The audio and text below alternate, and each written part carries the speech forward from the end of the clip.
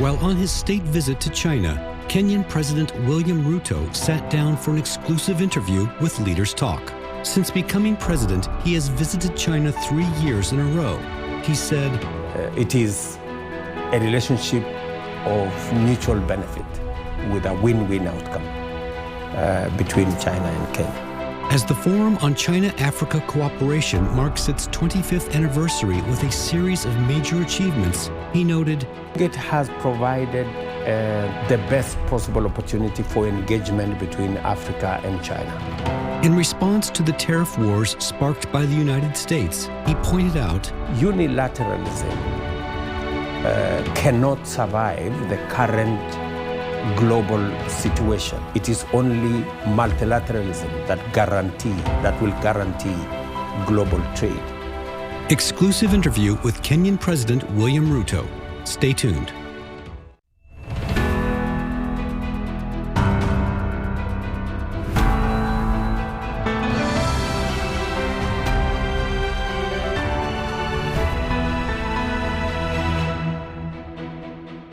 Hello and welcome to Leaders Talk, where we meet leaders, thinkers, and trailblazers. I'm Wang in Beijing. Today our guest is the Kenyan President William Ruto. He's the first African leader to make a state visit to China since the 2024 Forum on China-Africa Cooperation Summit.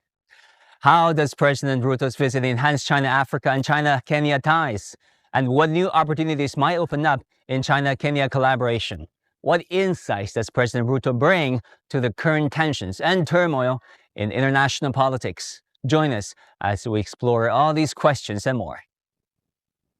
Your Excellency, President William Ruto, great to see you again and welcome back to Beijing. In fact, you're the first African leader to make a state visit to China since FOCAC 2024, and this is your back-to-back visit in the past 3 years. What do you think this level of engagement says about our bilateral relations? What do you hope to achieve through this state visit? Well, thank you very much first for having me again in Beijing this time around as I undertake a state visit to this great country. The solid relationship between Kenya and China dates back 60 years, maybe more. In fact, 600 years is when this people-to-people engagement began with the Silk Trade. But today I have come to China as part of the growing and deepening relationship between our two countries and expanded opportunities for engagement.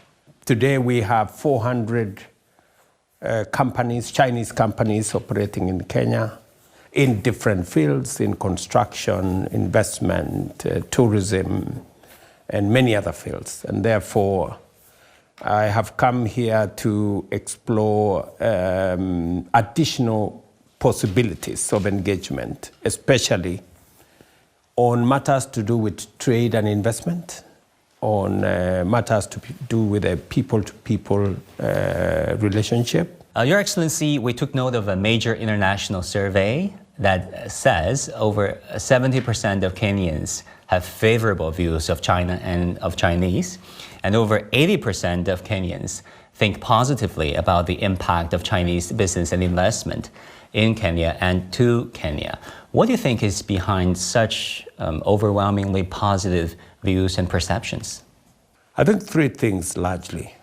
The already existing relationship between Kenya and China, the support of China in the building of public infrastructure, the standard gauge railway, for example, 600 kilometers of standard gauge railway has been delivered.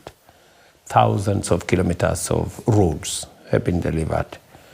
We now have the expressway has been delivered. The port of Lamu has been built with the support of Chinese investors and Chinese support. Number two is the work ethic that is shared between China and Kenya.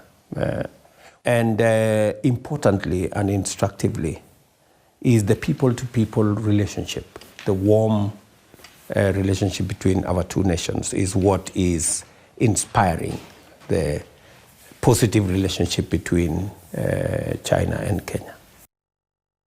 Since establishing diplomatic ties in December 1963, China and Kenya have consistently respected and supported each other. In recent years, under the strategic guidance of the two heads of state, China-Kenya relations have continued to improve, with fruitful cooperation outcomes across various fields significantly enhancing the well-being of the two peoples. At the invitation of President Xi Jinping, Kenyan President William Ruto paid a state visit to China from April 22 to the 26th, 2025. The two leaders agreed to elevate bilateral ties to a China-Kenya community with a shared future for the new era, and witnessed the signing of 20 cooperation documents in areas such as the Belt and Road Initiative, new and high technology, people-to-people and cultural exchanges, economy and trade, and media. China and Kenya will continue to expand all-round mutually beneficial cooperation and strive for respective modernization together. President, during your meeting with President Xi Jinping during FOCAC 2024, President Xi Jinping of China defined China-Kenya relations by three partnerships. Sincere partners of mutual trust, number one, and number two, cooperative partners of mutual benefit and win-win results. And thirdly, strategic partners upholding fairness and justice. How does President Xi's three partnership designation resonate with you? I think the fact that it is sincere, it is strategic, and it's comprehensive speaks to the wholesomeness of the relationship between our two countries over the last 60 years. Sincere in the fact that we candidly engage without reservations. Strategic because Kenya is the gateway to the East and Africa, the East and Central Africa region. And therefore, Kenya is strategically positioned as an ally and as a country that can provide a pathway to East and Central Africa for Chinese investment, Chinese technology, Chinese business, and entrepreneurs.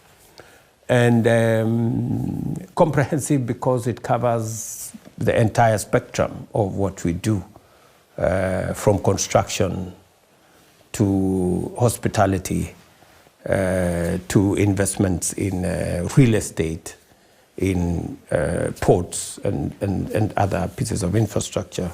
And therefore, as defined by President Xi Jinping, it is a relationship of mutual benefit with a win-win outcome between China and Kenya. When you think about the deliverables of China-Kenya partnership engagement, there has been this standard gauge railway, Nairobi Expressway, and also the World Trade Center that is redefining Nairobi's skyline that we very presently saw and learned over our stay in Nairobi 2 years ago. What would be the next phase of BRI's alignment with your own initiatives? The next frontier is going to be in the space of delivery of the Mau Summit, Nairobi-Mau Summit Expressway, or dual carriageway that is going to enhance connectivity, not just to central and western Kenya, but also to the region, the East African region. The delivery around the digital superhighway that already is a program that is underway that will enhance digital footprint around Kenya. We are currently working on 1,450 digital hubs around Kenya that would bring into being opportunities for Kenyan young people to work around digital jobs. So these are the next frontier of opportunities for us. And we also know that Kenya is a continental leader in transitioning into a green economy. You set out this very ambitious targets of having 100% of your electricity generated from renewable sources by 2030, and then by 2040, a fully green industrial economy. In that regard, what are your expectations when it comes to partnerships with the Chinese companies and policymakers? We are looking at opportunities for partnership, especially in additional generation of energy, green energy from solar, with especially solar technology that is coming from, and solar panel technology that's coming from China. Also making sure that we have generation of our geothermal and other spaces around energy generation. Already there is a lot of engagement with Chinese companies in unlocking our geothermal energy resources in different parts of Kenya. And we are very happy with the technology that the Chinese companies are providing.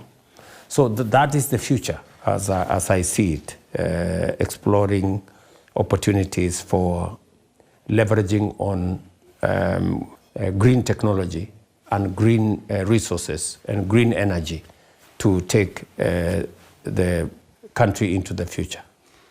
Talking about bilateral and multilateral mechanisms, Mr. President, FOCAC has been one that's standing out.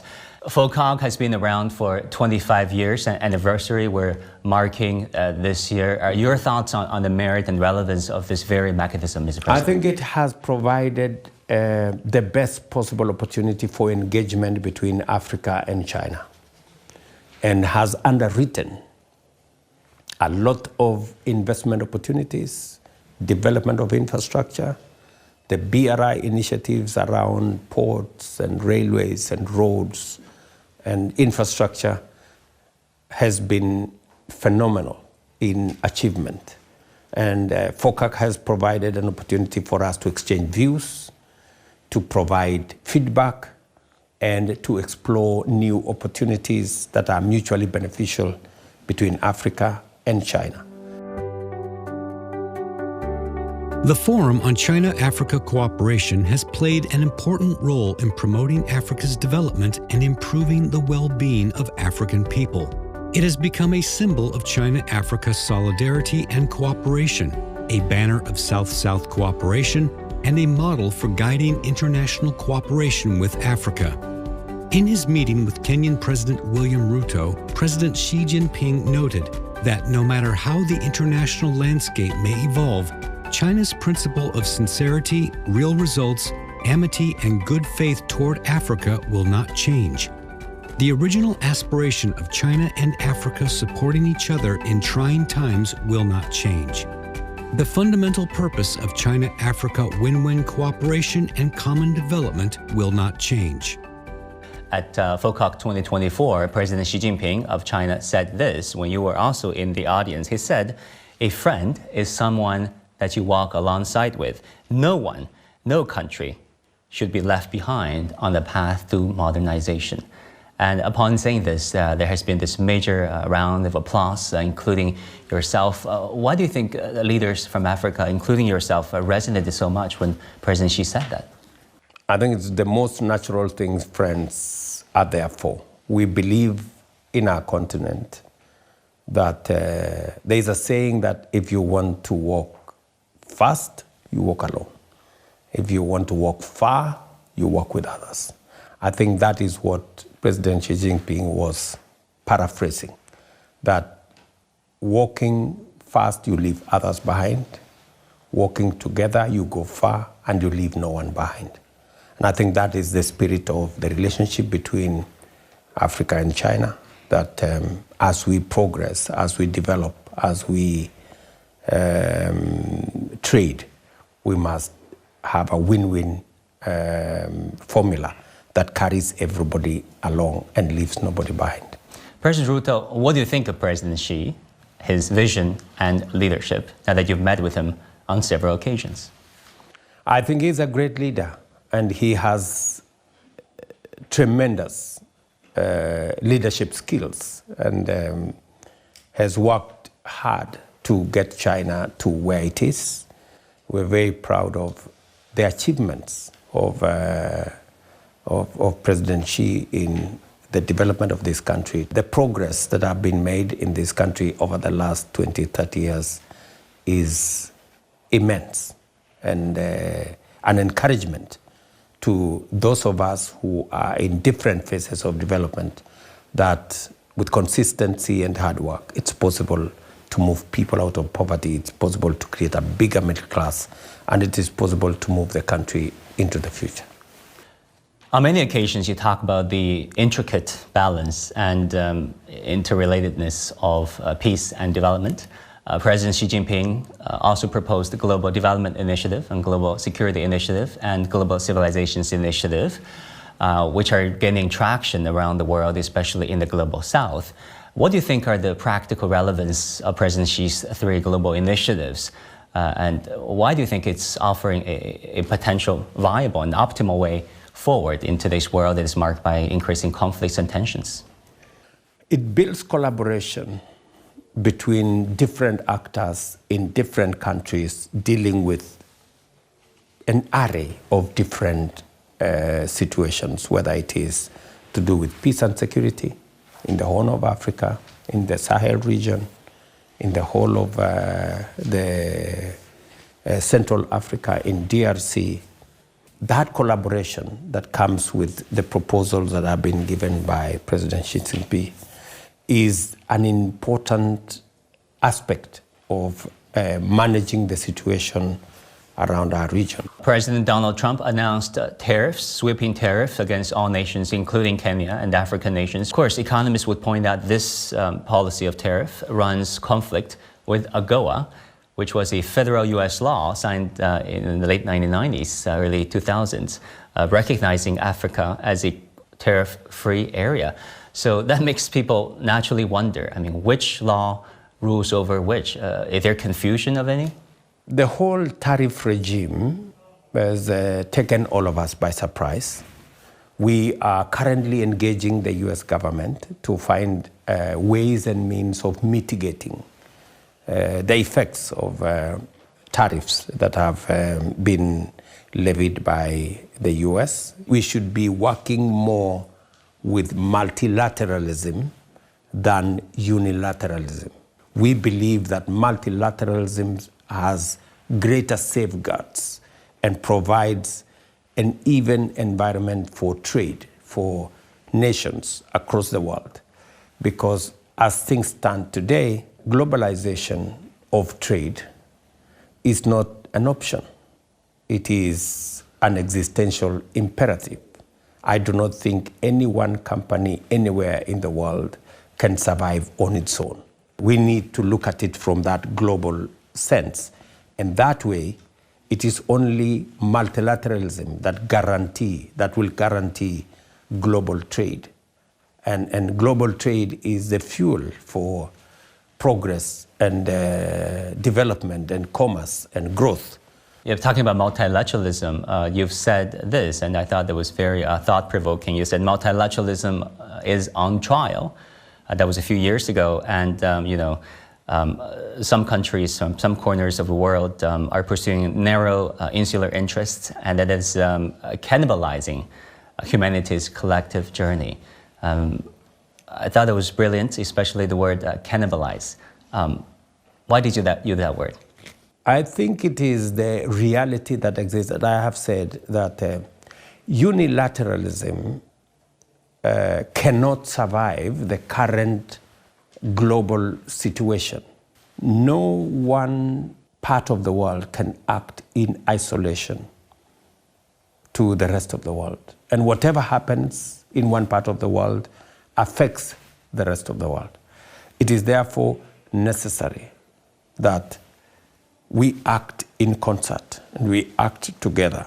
And despite the fact that the multilateralism is being tested, I believe that it is the solid foundation upon which nations can engage.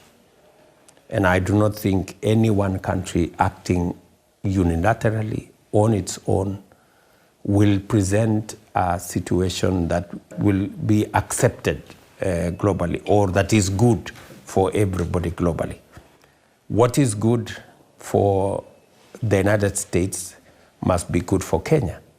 Otherwise, we will not have a win-win outcome. And a win-lose outcome will always result in everybody eventually losing. On people-to-people exchanges and media cooperation, our organization, China Media Group, CMG, have done our bits. And they all culminated in 2024, last year, in our 3-day live streaming of the Great Migration, which really stunned the Chinese viewers, and billions of them, and also the worldwide viewers, who were really taken away by the sheer beauty of Kenya and of Eastern Africa. Mr. President, how do you rate efforts such as these undertaken by China Media Group? Phenomenal. I think the mere broadcast of the reality of the wildebeest migration and our tourism assets in our region is a phenomenal achievement and a big contribution by China to letting the world know the tourism product that exists in Kenya and in our region. And as a result, there are demonstrable results of more people visiting our country. We had 91,000 Chinese tourists coming to Kenya because more and more people are getting to understand the product that we have, the quality of the product that exists, and the real tourism aspects that are attractive to people, travelers around the world. And we want to say we are truly grateful as a country for the exposure that your organization and the Chinese media have given to our tourism and to our region. Mr. President, Africa boasts the world's youngest population, the youngest continent anywhere in the world, and also one of the fastest growing workforce. China, of course, has been stepping up and stepping in by launching the Luban workshops, 17 of them across Africa, and some Pan-Africa vocational skill competition, challenge competitions, so on and so forth. How would you rate these efforts? We have had 4,000 scholarships of Kenyans coming to study in China. We have collaborations between different actors to build the human capital of our continent using various interventions that would help build a body of technocrats and expertise around Africa that would support our own industrialization and would support the progress that we envisage of our continent going into the future.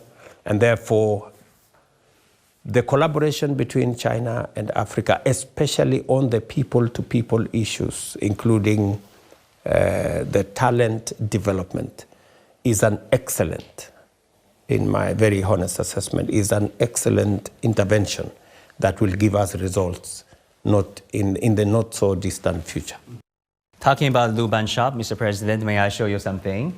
Luban, as you may know, is this famous Chinese carpenter dating back since the ancient days. Yes. And of course, Luban shop is named after him.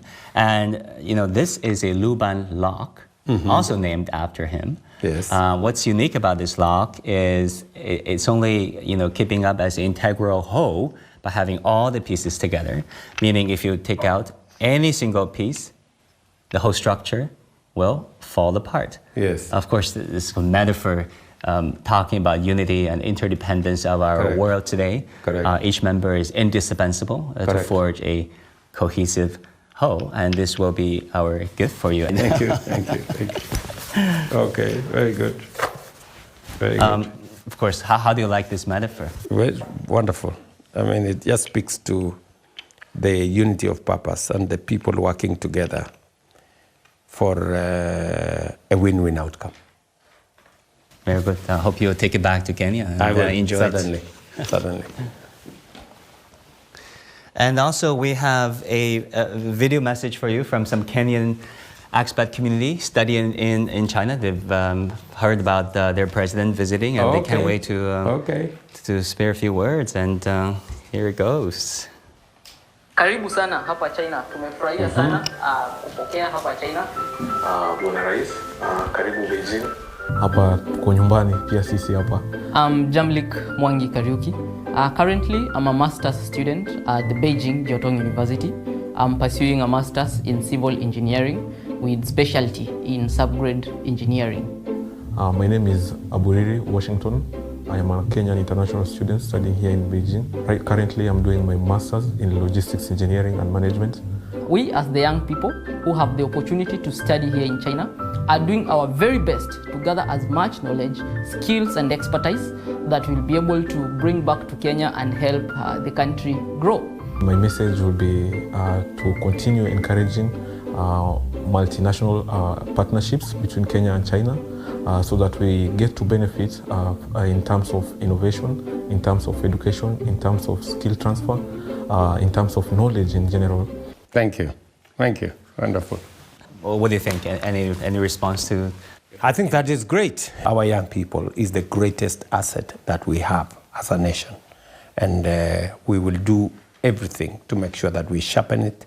And I'm grateful for the opportunities, both Washington and Jamlek, those two young gentlemen from Kenya, the opportunity they have to acquire knowledge, to improve their skills, and use them to develop our country. Your Excellency, President William Ruto, thank you so much for this opportunity again.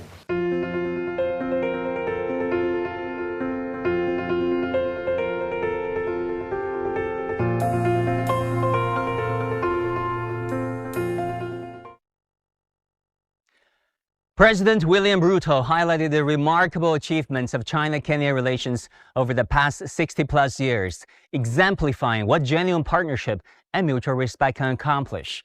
On the Forum on China-Africa Cooperation, he emphasized it as a crucial platform where Africa and China can work together towards common prosperity, offering not just new opportunities for cooperation, but also powerful momentum for Africa's own development. Thank you for watching this episode of The Leaders Talk. I'm Wang Guan in Beijing. I'll see you again next time.